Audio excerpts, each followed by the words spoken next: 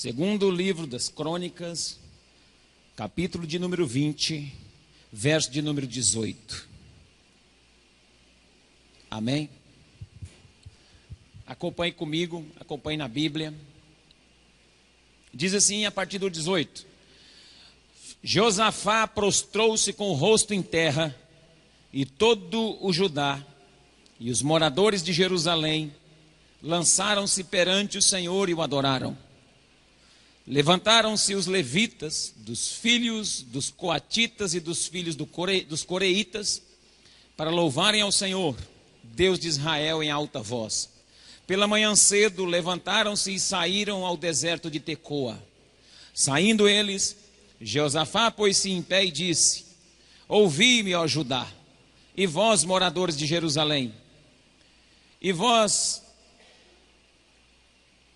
ó moradores de Judá e de Jerusalém, crede no Senhor vosso Deus e estareis seguros, crede nos seus profetas e prosperareis. Tendo ele tomado conselho com o povo, ordenou cantores para cantarem ao Senhor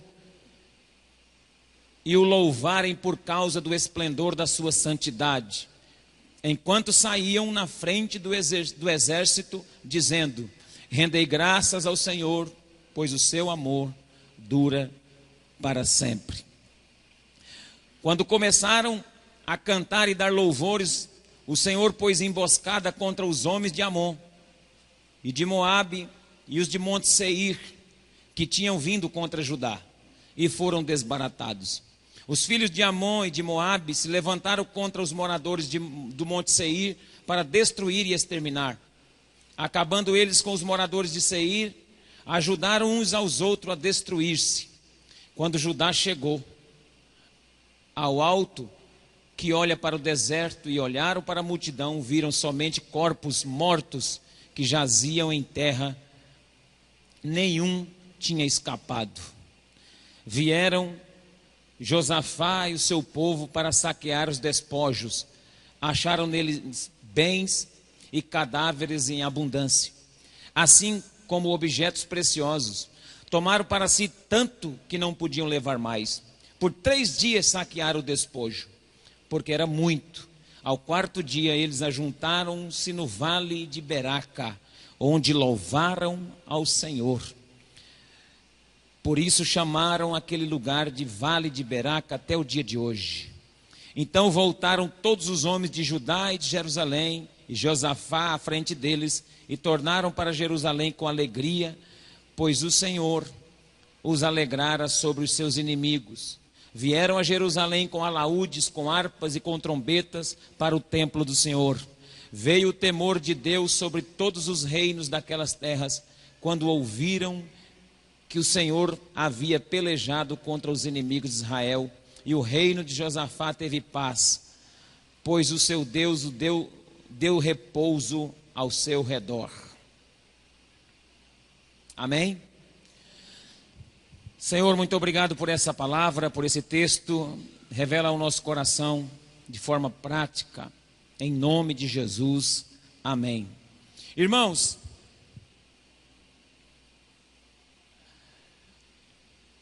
a história do rei Josafá é uma história de vitórias, é uma história de conquista. E esse texto em especial narra a conquista do povo de Deus, do povo de Judá e de Jerusalém, que estava sob a liderança de Josafá.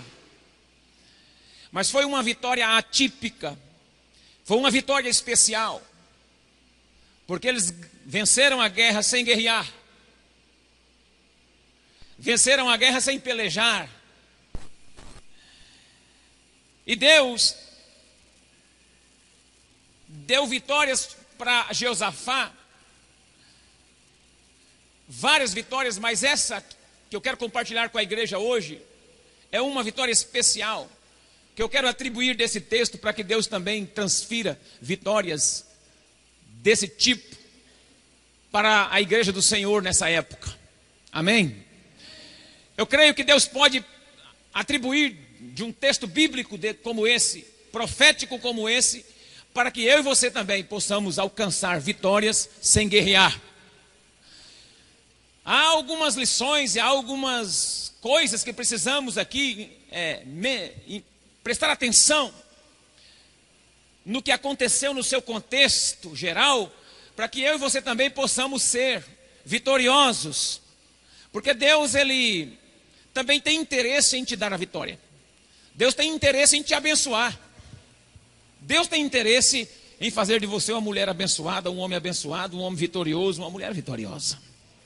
Deus tem interesse em fazer da igreja de Deus uma igreja que conquista vitórias. E eu tenho certeza que Deus vai transferir essa palavra essa noite de forma profética, de forma prática, de forma concisa para a sua vida, para a vida da sua família. E eu não sei em qual área, em qual momento, em qual dificuldade, qual seja os inimigos. Aqui eram os de Monte Seir, os amonitas, os moabitas que estavam contra o exército de Josafá. Era uma turma grande que vinha contra ele. A Bíblia diz no início do capítulo que ele teve medo, que ele clamou ao Senhor, pediu, chorou, e Deus veio ao encontro de Josafá e deu as estratégias para que eles fizessem. E eles fizeram, e Deus garantiu a vitória sem que eles precisassem mexer com a espada. E eu estou aqui profetizando para um povo que eu não sei em qual nível está a sua dificuldade, qual é a afronta, qual é o inimigo que te afrontou, qual é o medo que te aprisiona, mas eu tenho uma palavra de Deus, e eu acredito que se você tomar posse dela e crer no que eu estou falando, crer no que está fluindo desse altar, a vitória também te alcança essa noite para a glória de Deus. Josafá alcançou vitória sobre os inimigos. Você pode ver no verso de número 26. Ao quarto dia eles ajuntaram no vale de Beraca, onde louvaram ao Senhor, porque chamaram aquele lugar Vale de Beraca até o dia de hoje. No quarto dia eles já não aguentavam mais carregar os despojos. Os inimigos morreram um por cima do outro, tudo confuso. Eles se confundiram e uns mataram os outros. E quando Jerusalém chegou lá, não precisava mais lutar. Deus deu vitória para Josafá, sem eles precisarem lutar. Deus deu a eles também no meio dessa vitória, grandes despojos. No verso 25 fala isso. Vieram Josafá e o seu povo para saquear os despojos e acharam neles bens, cadáveres em abundância, assim como objetos preciosos. Tomaram tanto para si que não podiam levar mais. Sabe quando Deus dá a vitória, que você coloca tudo que você pega, arruma mais uma vasilha aí, e não cabe mais. E você fala, eu vou deixar, porque a bênção está tão grande que eu não aguento levar mais. É assim que Deus quer que você saia de um culto como esse, com tanta vitória, com tanta promessa, que nem vai caber mais no seu alforje, não vai caber mais na vasilha que você trouxe. Eu quero fazer uma pergunta, trouxe vasilha grande aí, irmão? Porque a palavra vai ser forte hoje, a promessa vai ser grande. Tem que ter vasilha grande. O azeite só parou de derramar na botija, na vasilha da viúva, quando acabou os vasos. O problema de Deus não é com azeite. O azeite de Deus não acaba. Acaba a botija, acaba os vasos. Está faltando é vaso, não está faltando azeite não. Está faltando é vaso vazio para ser cheio da glória de Deus. Deus deu vitórias, deu despojos e deu alegria. Ao verso 27. Então voltaram todos os homens de Judá, de Jerusalém, Josafá na sua frente, tornaram para Jerusalém com muita alegria. Quando Deus abençoa o seu povo, o povo fica feliz, amém? Quando Deus abençoa o seu povo, o povo fica feliz, a sua casa fica feliz. Ei, olha eu profetizando de novo, a bênção vai chegar na sua casa, porque sua casa, os seus familiares, sua esposa, seu marido, seus filhos, vão sorrir novamente. Está chegando um tempo de alegria para lá, pode receber que é de Deus. Ah, meu Deus, o tempo de cantar chegou, irmão. E o de chorar passou. O de chorar passou. Olha para quem está do seu lado, talvez você vai ser profeta para quem está aí do seu lado e fala, o tempo de chorar passou. Está chegando o tempo de cantar. Está chegando o tempo de cantar, amém? Aleluia. Tem uma canção que diz assim, que a nossa palavra não vem do médico, não vem do advogado, ela vem de Jesus. O médico pode até ter uma palavra boa, o advogado também pode ter uma notícia boa, mas a nossa palavra não depende disso, depende de Jesus. Amém? Ela vem de Jesus e ela vem do Senhor. Foi gerado temor de Deus sobre aqueles que estavam ali e sobre os vizinhos do povo de Jerusalém. O verso de número 29 diz que o povo que morava em volta deles ficaram todo mundo aterrorizados. O 29 diz assim, ó.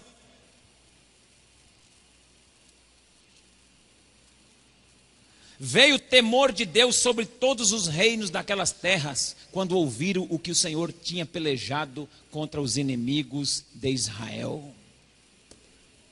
O povo vizinho ficou com medo, teve temor de Deus, quando viu que Deus pelejou contra os inimigos de Israel. E uma coisa interessante que Deus deu para Josafá e todo o seu exército, Deus deu repouso. Deus deu um tempo de paz para eles. O verso de número 30 diz isso. E o reino de Josafá teve paz, pois o seu Deus lhe deu repouso em redor. Aleluia. Deus quer te dar um tempo de repouso, um tempo de refrigério, um tempo de paz. Então essas foram aqui sintetizadas, essas vitórias, essas conquistas que Deus deu a Israel no período de Josafá era rei. Mas, irmãos, tudo isso aconteceu por causa de uma postura. Tudo isso aconteceu por causa de condições, de postura, de razões tomadas por esse homem. E eu poderia mencionar várias, porque esse texto é muito rico, mas eu quero mencionar somente 3 aqui para ser bem prático, bem rápido e profético para a sua vida. A primeira condições, ou a primeira postura tomada por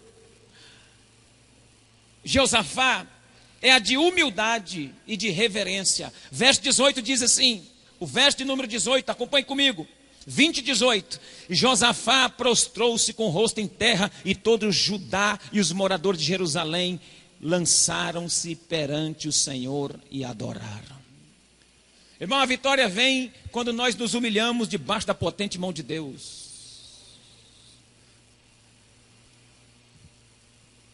Quando você tem respeito pelas coisas de Deus. Humildade e reverência são marcas de gente vitoriosa. Quer ser conquistador? Quer ser vitorioso na fé? Então seja humilde, seja reverente, tenha reverência, tenha respeito com as coisas de Deus, tenha respeito com a palavra de Deus, tenha respeito com o culto a Deus, tenha respeito com o louvor a Deus, com a adoração a Deus, com a santidade de Deus, tenha respeito com aquilo que é sagrado, com aquilo que é santo. Se Deus falou algo com você, então se renda, se prostre. Deus falou com ele, olha, vai buscar, dá uma palavra para Judá e uma palavra para os moradores de Jerusalém, chama eles para se humilhar, chama eles para se humilharem.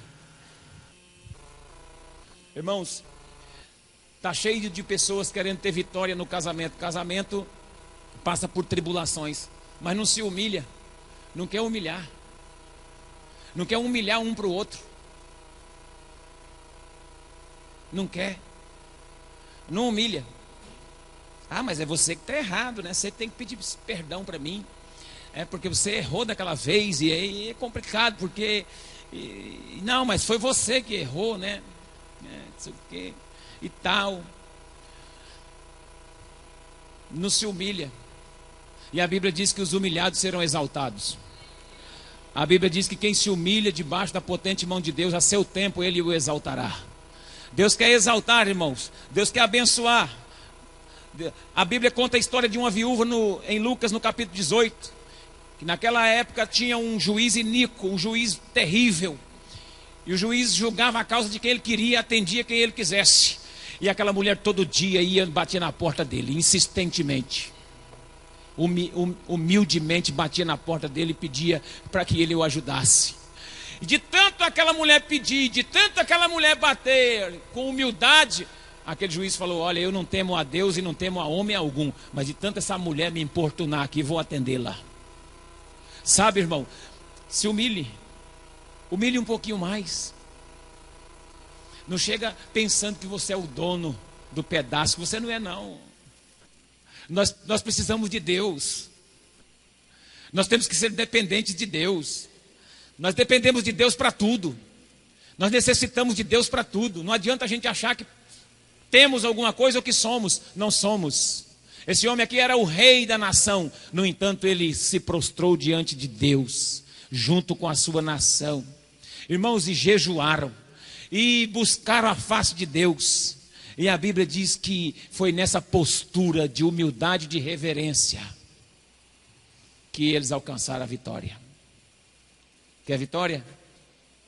Se humilha.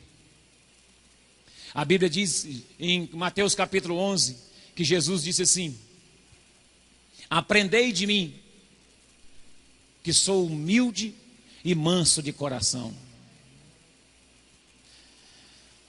Eu fiquei chocado com uma coisa interessante na vida de Moisés. A Bíblia atribui os primeiros 5 livros que chamamos de Pentateuco, os 5 primeiros livros históricos da Bíblia, ela é atribuída para Moisés. Moisés que escreveu.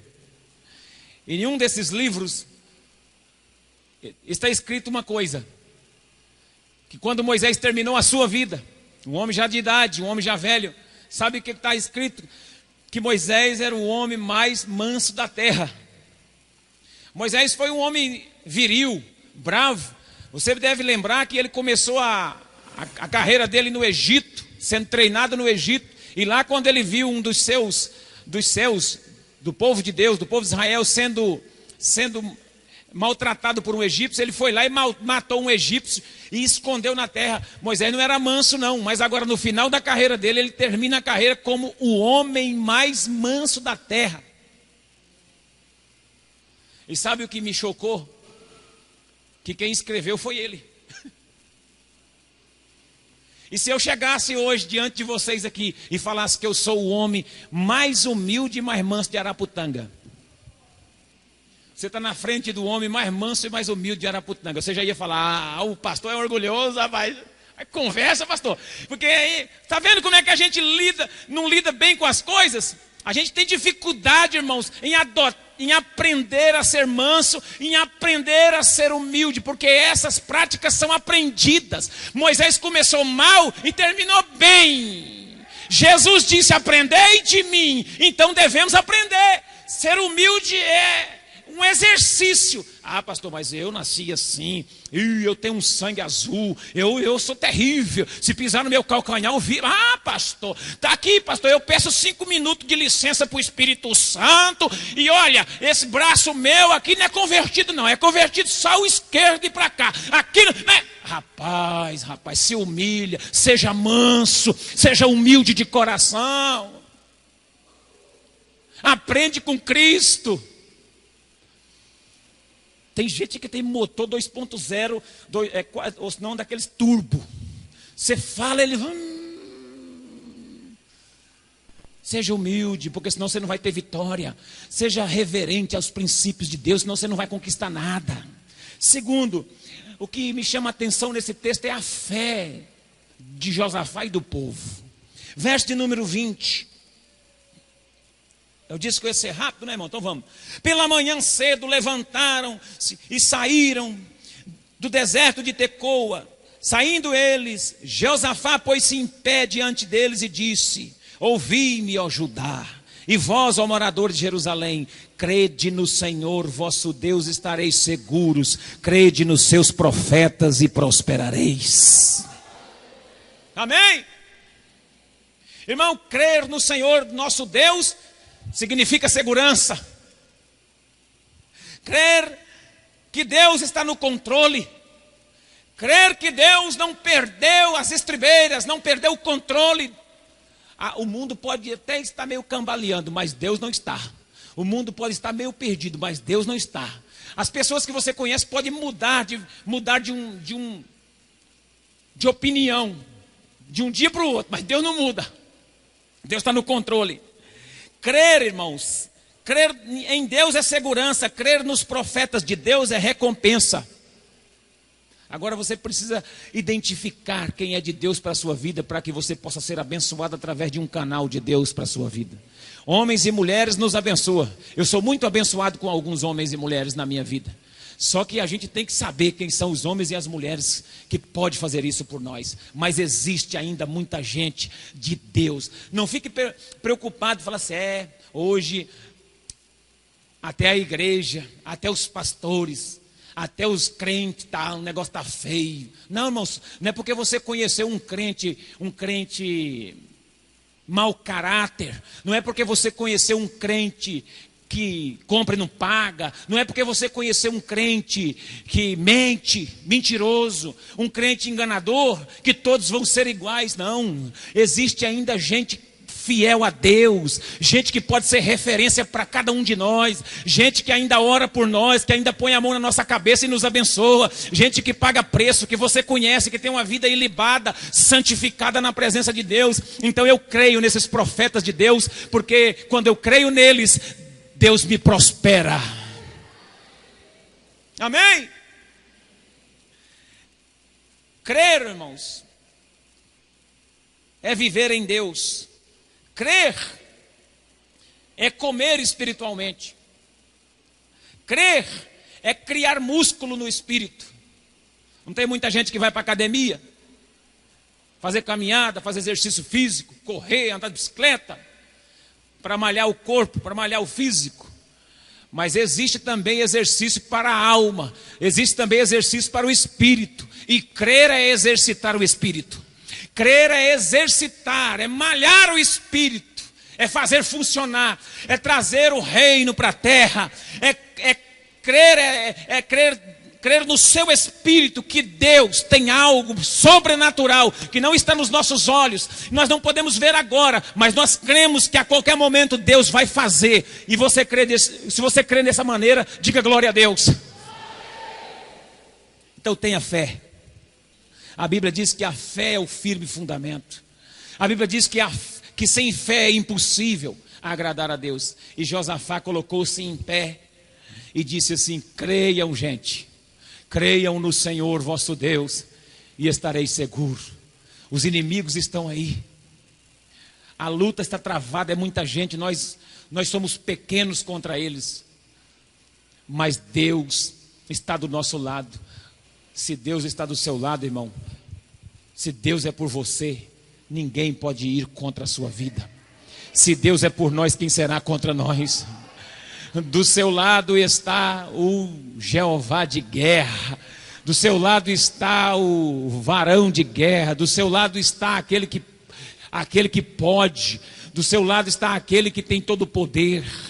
Do seu lado está o El Shaddai, o Adonai Todo-Poderoso. Do seu lado está o Senhor dos Senhores, Rei dos Reis, aquele que tem uma espada flamejante nas suas mãos, aquele que não perdeu batalha, aquele que não perde batalha, vencedor invicto. Do seu lado está o guerreiro, o Senhor dos Senhores. Jeová de guerra é o seu nome, Jeová de guerra é o seu nome. O Senhor dos exércitos está convosco, o Deus de Jacó é o nosso refúgio. E ainda que eu passe pelo vale da sombra da morte, e ainda que eu enfrente os vales da vida, Deus é Deus de vales, Deus é Deus de montes, mas também é Deus de vales. E eu não sei qual é a perseguição espiritual ou o enfrentamento que você está passando, mas eu tenho uma certeza de uma coisa: o Deus da batalha, o Deus da guerra, está nessa noite aqui dizendo para você: creia, creia, creia, creia, creia somente, porque Ele vai adiante de vós. Aleluia. Por último, irmãos, além da humildade, reverência, a fé, o que eu acho e creio ser mais importante, o louvor, a postura de adorar. E aqui eu tenho que fazer uma consideração. O que eu acho diferente desse texto com aquele louvor que eles fizeram depois que passaram o Mar Vermelho. Porque depois que eles passaram o Mar Vermelho, Moisés, lá no Êxodo, eles cruzaram o Mar Vermelho a pé enxuto, e do outro lado a Bíblia diz que Miriam cantou. Miriam pegou um pandeiro, pegou os instrumentos que tinha e fizeram um grande louvor de gratidão a Deus, porque Deus deu vitória contra os inimigos. E fizeram passar o mar a pé enxuto. Mas Sabe o que eu gostaria de ver mesmo? É que Miriam tivesse cantado antes do mar abrir. Cantou depois. Não é errado cantar depois, mas esse povo de Josafá cantou antes. Cantou sabendo que os inimigos estavam no encalço. E aí agora vem um desafio. Sabe qual é o louvor que abre as portas? Sabe o louvor que quebra cadeias? É o louvor que você louva antes, mesmo sabendo que está passando por fogo cruzado. Quando você está naquela maior luta da sua vida, você resolve adorar. Quando as lágrimas estão caindo no seu rosto, você mesmo assim, você ainda adora. Quando você não controla mais o choro, quando o peso é grande, quando a enfermidade é terrível, quando a situação, o diagnóstico médico vem desfavorável àquilo que você queria, é aí que eu quero ver a sua postura de adorador, é aí que Deus quer ver a minha postura de adorador. Adore em tempo de crise, adore antes do mar abrir, adore antes de você ver a vitória, porque quem adora antes está sinalizando para o céu que a vitória vai chegar a qualquer momento. Quem adora antes destrava os reinos espirituais e desbloqueia o ambiente que está travado. Quem adora antes confunde os inimigos. Quem adora antes confunde os inimigos. As pessoas vão olhar para você e falar assim: mas ele não tem motivo para adorar. Jó, como pode ainda adorar se não tem motivos para cantar?